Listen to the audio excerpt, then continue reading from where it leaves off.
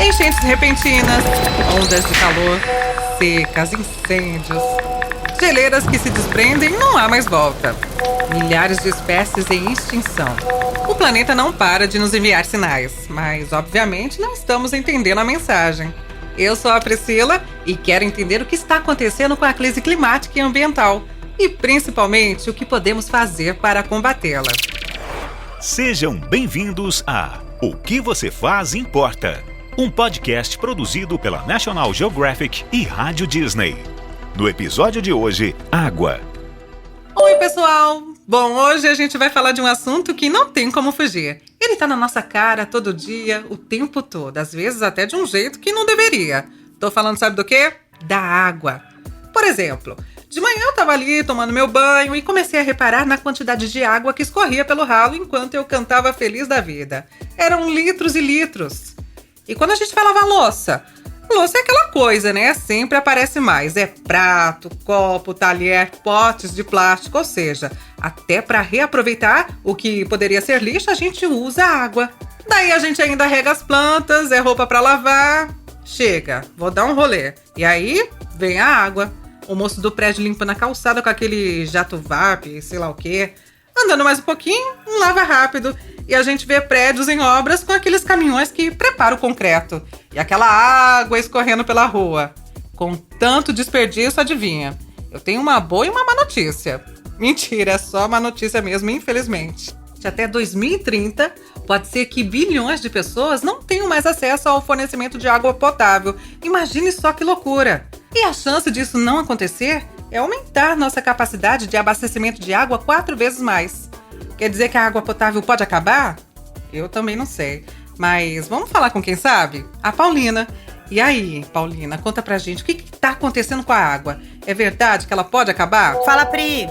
Infelizmente, a resposta é sim. Na verdade, não é preciso nem esperar até 2030. Hoje, cerca de 3 bilhões de pessoas enfrentam algum tipo de problema relacionado com a água. Gente, 3 bilhões de pessoas é muita gente. Como assim? Tipo, isso tá rolando agora? Se for ver, já é quase 2022, quer dizer.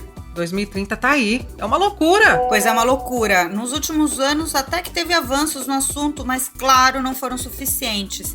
Se tendências de seca continuarem, até 2030 a gente vai ter, por exemplo, 1 bilhão e 600 mil pessoas sem acesso à água potável em suas casas. Olha, de todos os problemas da crise climática, o da água talvez seja o mais complexo, o mais grave e o que está mais relacionado com todas as outras questões. Claro, sem água não há vida. Chega a ser até ridículo, né? Ver que num planeta que é formado quase todo de água, ela esteja quase faltando. Isso porque, pelo que eu me lembro das aulas de ciências, a água se renova, né? Com aquele negócio de evaporar e voltar como chuva. Vamos fazer então uma chamada de vídeo, porque, olha, agora eu tenho milhões de perguntas pra te fazer. Oi, Pri, e aí? Bom, você tá certa, a água cobre 70% da superfície do planeta, mas só temos acesso a uma porcentagem muito pequena pro nosso consumo, é 0,007%. O quê? Que mixaria, você tem certeza? Olha só, 97% dessa água é salgada, então apenas os 3% que sobraram são de água doce, mas dessa quantidade a maioria se encontra nos polos e nas geleiras, ou seja, é água congelada. Apenas 1% de toda a água é acessível na superfície. Aí tem lagos, lagoas, os rios. Outra parte está em aquífero, que é a água subterrânea. Também existe água na umidade do solo e como está presente em todos os seus estados físicos, a gente também pode encontrar como vapor d'água. Bem, também tá na gente e em todos os seres vivos. Não é muito louco pensar nessa conexão? Lembrar que os seres humanos têm quase a mesma proporção de água que o planeta. Tá certo isso? Somos mais ou menos 70% de água, igualzinho o planeta Terra. Tá, mas se eu tô entendendo, a verdade é que pra gente usar mesmo, tem pouquíssima água no planeta. Ela foi diminuindo, é isso? Na verdade, a quantidade de água sempre foi a mesma há milhões de anos. É mesmo? Ou seja, o mundo então nunca precisou criar mais água, né? Aquilo que a gente ouve por aí de nada se cria, nada se perde, tudo se transforma, procede. Isso aí. Se o equilíbrio for mantido, é assim mesmo. O problema é que a população mundial está aumentando e a gente precisa cada vez mais água. E em vez da gente cuidar da água, a gente está poluindo, desperdiçando e usando com uma intensidade que não permite que as fontes de água potável se renovem. Vamos pensar que a água funciona em ciclos. A gente está sempre usando a mesma água que passa de um lugar para o outro, muda de estado, é purificada e reciclada, mas a gente está quebrando esse ciclo, o que também traz consequências. Por exemplo, o aquecimento global faz com que as geleiras derretam e os níveis do oceano aumentem.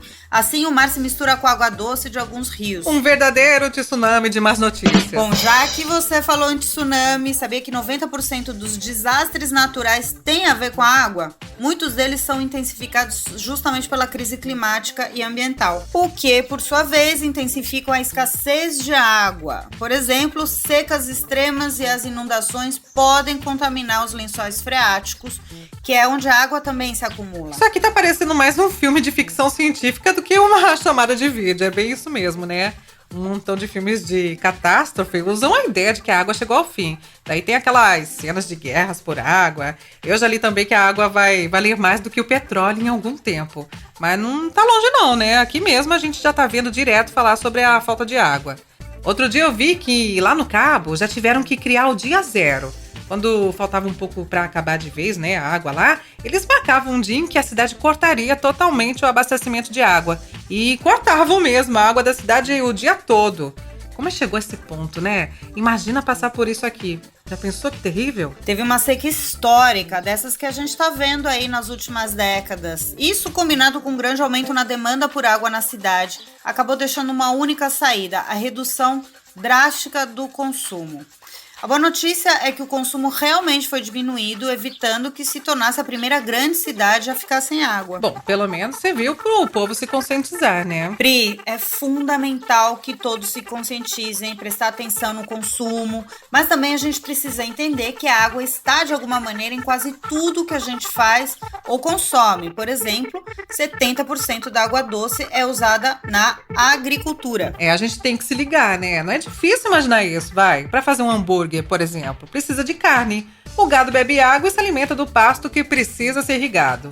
Aí vem a alface, a cebola, o tomate, que também precisam de irrigação e por aí vai. É água pra caramba. Mas tem outra coisa aí que a gente usa muito e que precisa também de água para ser produzido e a gente nem se liga, né não? Tem sim, Pri. A indústria da moda, por exemplo, utiliza muita água. Imagina que para a produção de 1 quilo de algodão são necessários, no mínimo, 2.000 litros de água. E para uma calça jeans, entre 9 e 11 mil litros para ser fabricada. Nossa! Vixe, então com esse lookinho básico que eu tô aqui hoje em casa, de quanta água será que precisa? Eu já vou me pegar aqui fazendo as contas para cada peça de roupa. Bom, já que você tocou no assunto, assim como existe uma pegada de carbono para medir as emissões de poluentes gerados pela produção de qualquer coisa, também existe a pegada hídrica. Aliás, você sabia que para construir uma casa de 100 metros quadrados gasta cerca de 70 mil litros de água? Eita, atrás de vixe mesmo, viu? Imagina o gasto com esse monte de empreendimentos, um maior que o outro, que são construídos todos os dias em uma cidade. Olha, melhor a gente dar aquela repassada em tudo que falamos até agora antes que a gente se afogue em tanta informação. 40% da população mundial enfrentam problemas de acesso à água potável. A água fica poluída, é desperdiçada e usada além da capacidade da Terra. Se continuarmos assim, em menos de 10 anos, muito mais pessoas ficarão sem água limpa indefinidamente. Inundações, secas, perda de geleiras, quase todos os desastres naturais têm a ver com a escassez de água, né? Pauli, a verdade é que a água é a origem da vida, né? E tá em tudo que fazemos, mas até agora a gente só deu uma notícia, né? Ainda tem jeito aí? Ou o negócio já tá se preparando pro pior? Conta aí pra gente. Felizmente, muitas pessoas em diferentes lugares estão tentando descobrir uma forma de reduzir o consumo de água, dar acesso, limpar e aproveitar melhor a água produzida pelo planeta. Pri, acho que é o momento de convidar a Ana Luísa Bezerra. É uma jovem cientista. Desde os 15 anos, começou a desenvolver uma tecnologia para tratar a água de zonas rurais no Brasil usando luz do sol, o Aqualuz. Essa é a única tecnologia para tratar água de cisterna usando a luz do sol no mundo. Aos 17 anos, a Ana fundou a startup Safe Sustainable Development and Water for All para desenvolver tecnologias que tornassem o acesso à água e saneamento um direito universal. Aos 18, foi a brasileira mais jovem formada em lideranças de novos empreendimentos pelo MIT. e é a única brasileira premiada pelos Jovens Campeões da Terra da ONU, principal premiação para jovens. Tá bom pra você? Nossa, eu com essa idade ainda tava pensando só em baladas.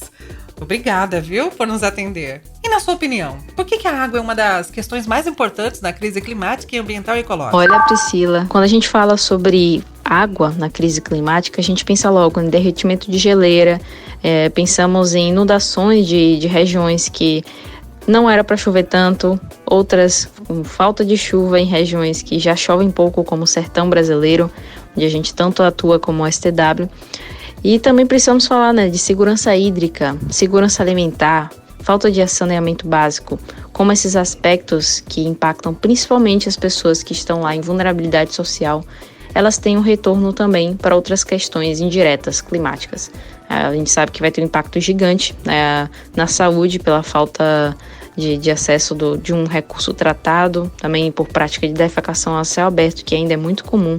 Só no Brasil a gente tem 100 milhões de pessoas sem acesso a saneamento básico e 35 milhões sem acesso à água. E com tantos problemas em relação à água, quais você acha que são as questões mais importantes e em quais soluções devemos nos concentrar? Olha, não querendo puxar a sardinha para o lado da STW, mas a gente considera que o problema mais importante é o de segurança hídrica, é de atender as pessoas que estão negligenciadas há tanto tempo com a falta desse recurso que é um direito humano.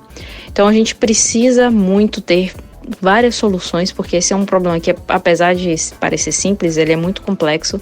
Existem diversas realidades. A mesma solução que a gente aplica hoje lá no sertão, para famílias que têm acesso à cisterna com água de chuva, não é a mesma que a gente aplica para famílias que têm acesso à água salobra ainda no sertão. Se a gente for para o norte do Brasil, que tem aí uma quantidade de chuvas imensas, então já não é a realidade para o Aqualuz e a outra tecnologia que a gente tem, o Aquasalina, é uma realidade para uma tecnologia que vai precisar tratar uma água que já está altamente disponível, água doce, mas também altamente contaminada. Então, enfim, temos várias soluções e precisamos de muito investimento para que os jovens cientistas, as empresas, as startups possam trabalhar e resolver de forma bem completa. Conta então pra gente agora um pouquinho do seu projeto, Safe Drinking Water for All. Como é que ele funciona, hein? Para quais pessoas ele é mais importante? A STW, ela trabalha com saneamento rural. Então, hoje a gente tem 5 tecnologias no portfólio, mas como você já conhece um pouco da minha história, começou tudo com a Aqualuz, que é a tecnologia principal da STW, que faz tratamento de água usando apenas a luz do sol. Mas hoje, como eu testei, o Aquasalina, o Sano Seco, o Sano Plant, são algumas outras tecnologias que a gente terminou desenvolvendo, identificando diferentes problemáticas que as famílias nas zonas rurais do semiárido enfrentam em relação a saneamento. E quem nos ajuda a financiar esses projetos são grandes empresas que atuam nessas regiões, com parques eólicos, parques de energia solar, e também que o público, as pessoas possam contribuir de alguma forma, A gente quer desenvolver algumas soluções que possam ser atendidas por essas pessoas, também para quem quiser doar, para que outras famílias possam ter acesso ao Aqualuz ou outras tecnologias nossas, também é super viável. É só pesquisar sobre STW for All no Instagram, nas redes sociais, no nosso site também, que aí vai ser um prazer poder receber contatos de pessoas interessadas em ajudar. Para finalizar, conta aí pra gente que, de repente, eu e os meus amigos que estão nos ouvindo agora, podemos fazer para ajudar na solução. Olha, para ajudar existem diversas formas, vou tentar resumir aqui. Diria que a principal forma é identificar o que é que você gosta de fazer, que pode ter um alto impacto social. Não necessariamente sobre água, Existem tantos problemas aqui no Brasil que não falta problema. Então, acha uma coisa que você gosta e parte para ação. Hoje a principal questão é que muitas pessoas ficam só na imaginação, o que é que eu posso fazer, eu quero fazer tal coisa, e não começa. Então comece pequeno, faça parte de redes de apoio, tem várias organizações que fazem trabalhos incríveis, então tenta contribuir ou financeiramente ou com tempo. Hoje tempo é a moeda mais valiosa que temos, porque não dá para recuperar. Então, por isso que quanto mais pessoas puderem contribuir com o que puderem, seria essencial. Muito obrigada, viu, Ana? E tomara, que as ideias para garantir o acesso universal à água potável sejam colocadas em todos os lugares possíveis. Cora Pauli, a gente já falou aqui que tem muita água, A gente vai ali na praia, tem aquele mundão de água salgada, mas de repente aí não dá pra tirar o sal da água do mar pra gente usar? Já pensaram nisso aí, de repente? Não só dá, como já é feito, Pri. Hoje em dia, entre 1 e 3% da água consumida em todo o mundo é proveniente de usinas de dessalinização. Mas seu custo é muito alto. Então, para falar a verdade, não é uma solução em grande escala. Além disso, uma quantidade desproporcional de energia é utilizada no processo e quase sempre de fontes poluentes. Nesse sentido, existem projetos muito interessantes de captação de água da atmosfera. Eles usam a energia de forma mais eficiente e podem funcionar em qualquer condição e clima. É tipo tirar água do ar? Pois é, existem coletores de névoa em forma de harpa para imitar o sistema de captação de algumas árvores. E também existem máquinas para coletar a água da atmosfera e condensar com trocadores de calor. Outra coisa muito pesquisada são os vasos sanitários. Existe até um concurso para escolher a melhor invenção. Tipo, existem vasos que transformam dejetos humanos em pó e água doce não potável, mas reutilizável. E tem outros que até geram energia e convertem resíduos sólidos em material de construção. Então, viva, né, a ciência e essas pessoas que estão se empenhando para encontrar uma solução. É muito importante, né? Uma verdadeira corrida contra o tempo. É, gente, tem que dar valor à água, viu? A gente acaba se acostumando mal, achando que é fácil, ainda mais aqui no Brasil, com esse monte de rios gigantes, né? Mas não é bem assim, não. Cada um tem que contribuir com sua gotinha d'água. Ficar de olho já, né, na nossa casa, que é lá que a gente manda. Então, não custa prestar atenção na quantidade de água que flui durante as tarefas domésticas, como lavar as roupas, a louça, regar as plantas, tomar o banho. Isso mesmo! Além disso, prestar atenção aos desperdícios e consertar vazamentos também ajuda bastante. E como a água tá em tudo, não custa lembrar que até a nossa dieta ou a quantidade de produtos que compramos vão deixar uma pegada. Ah, Pri, mais dados para a sua calculadora diária. Um banho consome 15 litros de água por minuto. Então, se a sua cantoria aí debaixo do chuveiro não for tão longa, você gasta muito menos água do que em uma banheira cheia. Você pode cantar só músicas punk, que duram 2 minutos, tá? Boa dica! Um funkzinho também é curtinho, né? A gente só canta o refrão, daí a gente poupa a água e os ouvidos da família, né? Valeu, viu, Paulina? Foi um prazer te conhecer e aprender com você mais uma vez. No final, nosso papo me trouxe até uma onda de esperança, viu? E, gente, estamos enfrentando um dos maiores desafios valendo o nosso futuro e do nosso planeta. A ameaça das mudanças climáticas, infelizmente, só aumenta. O tempo está se esgotando e se não tomarmos alguma atitude, grande ou pequena, coletivas ou individuais, pode ser que fique tarde demais. Portanto, o primeiro passo é nos conscientizar, procurar saber mais, nos informar. O caminho da mudança já começou. Pelo menos para mim aqui já começou, viu? E agora eu sei que cada um de nós pode fazer muito. Principalmente se muitos de nós entrarmos em ação já.